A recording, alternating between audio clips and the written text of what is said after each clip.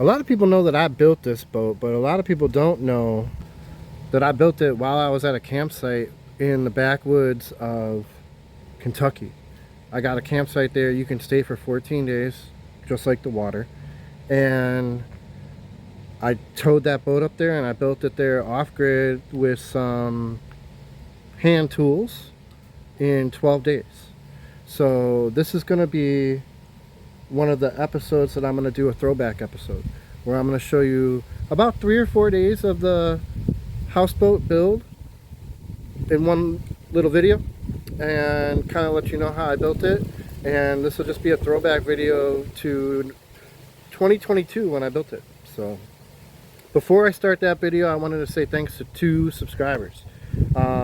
Rusty, I ran into the last couple of days. He was down here in his fishing boat. Every year he gets in his fishing boat and he does a long trip down the river for like an entire month or the better part of 2 months sometimes. So this time he stopped by, we hung out, and him and Lewis donated to the GoFundMe for the dinghy. And the dinghy, the amount of people who are donating is just shocking me. It's amazing. Lewis, I know you said I inspired you, but you inspired me. You're a very kind person. I appreciate you looking out for me and River there.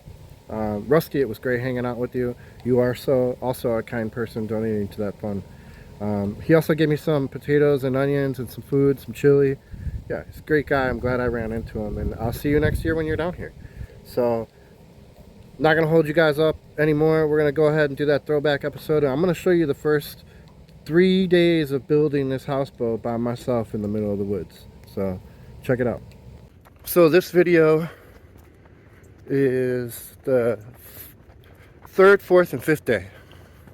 And it's going to involve framing. I put the windows in first just to make sure that my holes are right and to make sure that I like where the windows are.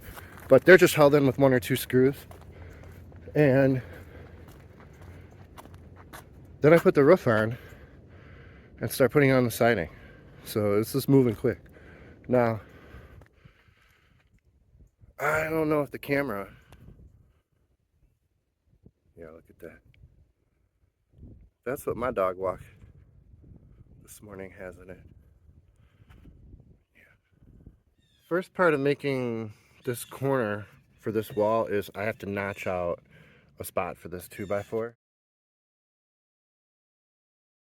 So I got 1 more board to put in on this 16-inch, and then I'll put the end cap on, and that's a wall. So the reason why there's 36 inches right here is because there's going to be a big window. And then 18 inches there, 16 inches here. That's just the way the math works out on 8 feet. This is how you build a wall with 1 person. Typically, when I'm building, like when I did Habitat for Humanity, I'd be on one side, another guy would be on the other side, and we'd be hammering the nails in. We do tack, tack to start the nail, tack, tack, hammer, hammer, hammer, hammer, hammer, tack, tack, hammer, hammer, hammer, hammer, hammer, which meant you got your nail in 5 hits, and if you got your nail in 4 hits, you'd still hit the 5th hit because you're matching the beat of the hammer on both sides of the wall. So when I'm swinging, he's swinging, and it's a rhythm. And then what's crazy about that is you knock out walls so fast once you get going. The other thing you would do if you're doing 2 people is you'd go through and you'd mark where the studs go all the way along on all the big boards. And then you wouldn't be doing any measuring. You just have 2 guys throwing 2x4s in and going. And it's real fast. But this is the way you do it with 1 dude. So the reason why some screws have threads all the way up and some only have it halfway is the ones that have it halfway up are made to pull 2 boards together. So when I screw through this board, the head on the screw is going to hold onto this board, and the teeth are going to grab onto that one, and they're going to pull the 2 together. This screw does not do that. It will only tighten something that's already put together. The other trick is, if you want to not pre-drill and not split your wood, you go in pretty far but not tight, and then you back out, and that lets the fiber in the wood reset itself so it's more elastic the second time you go in. It's a trick I learned, so you can avoid pre-drilling. Saves a lot of time. See, even on a really close end on a small piece of wood, I was able to not get any splits just by backing it up.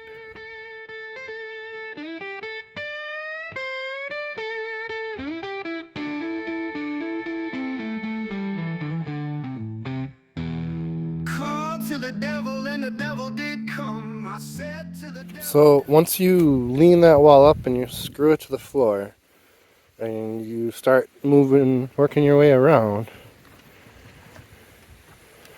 it actually starts to go up pretty quick, especially when you're doing 8-foot walls. But if you're doing 4-foot or 8-foot walls, they go up pretty quick. And this is all called rough framing. From my first houseboat, that the bottom boards have to be pressure treated.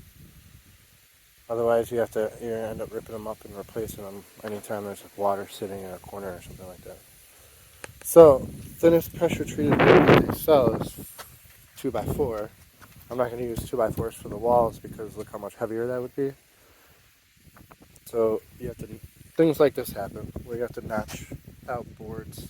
I'm going to have to notch this off to put the door in here too. Do you like drums? Do you like cigarettes down the nose? Rum?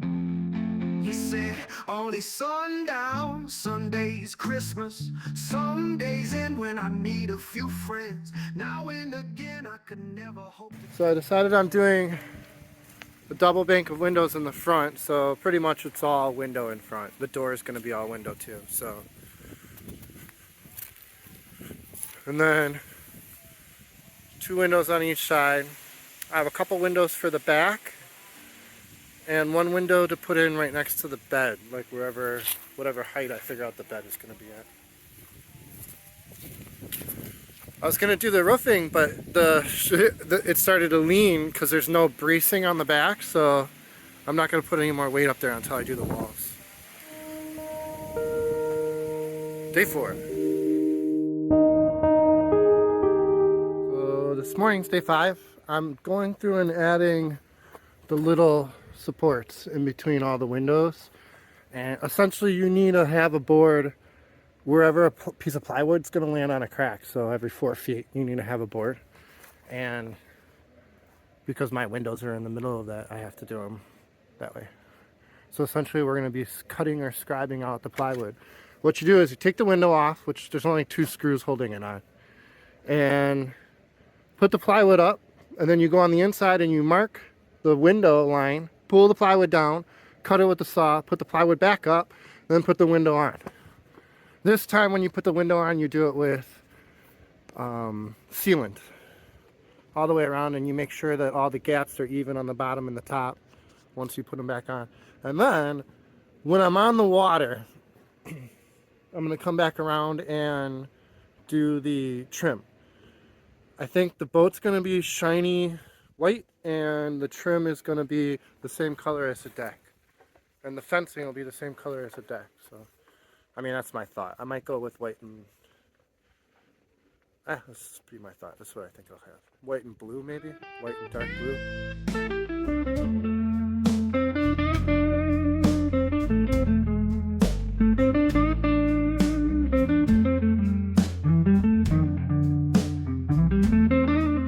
Got a smile that it seems to me reminds me of childhood memories, where every was as fresh as the bright blue sky. Now and then, when I see her face, she takes me away to that special place. And if I stare too long, I'd probably break down and cry. Whoa, sweet child of mine. Whoa, sweet love of mine. She's got eyes of the bluest skies, as if they thought of rain. I hate to look into those eyes and see an ounce of pain. Her hair reminds me of a warm, safe place where as a child I'd hide. and pray for the thunder and the rain to quietly pass me by. Whoa, sweet child of mine. Ooh, oh, oh, oh, oh, sweet love of mine. Oh yeah, whoa, sweet child of mine. Ooh, oh, oh, oh, sweet love of mine. Whoa, sweet child of mine. Ooh yeah, ooh, sweet love of mine. Where do we go? Where do we go now? Yeah, bloopers reel, but so I don't know if this is gonna be at the end or what, but here, look how bulged out right there is. It's a straight wall along the roof, and then there's a bulge right in that window. And basically one of the 2x4s that are the rafters is like a 1/4 inch too long, and I jammed it in there when I should have nicked it off. So I'm gonna have to pull that, cut it, and fix it. Mistake number 2, I noticed on 3 of the boards are already cut. When I run the line down here, the board is touching these pieces of plywood, and then it's on the truck, so it's not flat. And if you look, there's this tiny little gap in here. Let me zoom in for you. Tiny little gap, right? You push it up, and it's gone. Now, when I did the line, what that little gap did was made a little bit of a bow in the middle of the board. So when you go to the boat over here, on the bottom of each board looking down, which doesn't matter, it's going to be covered by trim, a little bit of bow. A little bit of a bow. Look at that, in the same spot. Boom, boom. So even if you do follow the line, if the line's not good, you're supposed to cut it at 6'3", not 6 foot.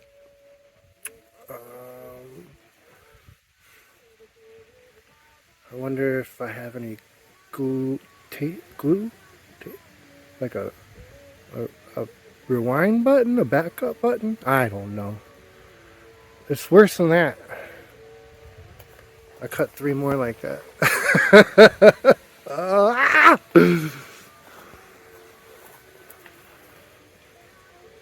Huh. Okay.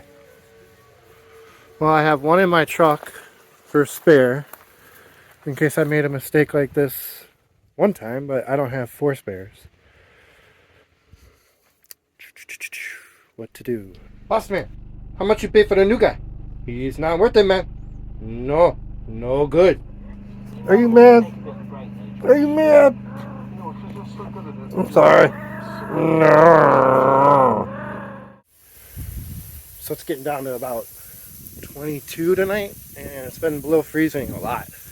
I'm glad that I have a heater. Making dinner. Just doing some editing. Now, fast forward a few years, and I'm still living in this thing. Yeah, I made it in 12 days, and I'm still living in it. I don't even know how to describe how cool this boat is to me and how simple it was to put together. I didn't have building experience. I now work on building houses, and I'm learning as I'm going. Some of the things I'm learning I'm going to put into this houseboat over the next 6 months, like framing and windows and insulation and probably some type of interior wood, some type of oak or something. We'll see. But when I made it, I didn't know what I was doing. But I still was able to do it in the middle of the woods by myself with no help. So there's hope for all of you. And if you have the will and the means to fight your way through a little tough task and watching someone on YouTube to learn how to do it, you can do this. You can build. You don't even. It doesn't have to be a boat. It could be building out a trailer, building out an RV. My first season was living in an RV and traveling all over the U.S. without paying a dime to live. I didn't. It was more than a year, and I only spent 6 days at a campsite where I paid for the actual campsite, trailer park where I had hookups and what have you. 6 days out of the whole time.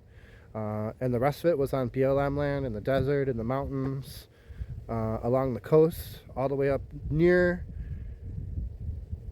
Kentucky, all the way down through Mississippi, all the way across the U.S. It was a great experience, and I still have the RV. That's what's sitting at that property. So I'm not done with that trip at all, but yeah, that was a lot of fun. And then I would just stay in that RV, and I built this boat in the field where I had parked. There's off-road backcountry camping where you just drive on a river or a fire road, find a pull-off spot, and then you pull off and you can stay for 14 days. And some places make you get a permit for the year or what have you, but some places no permit, no nothing. In Arizona, if you're next to water and you can camp and put your boat in water, you're paying for some kind of permit, even if it's $50 for the whole year. They want to track the license plate numbers, who's there, how many people are there.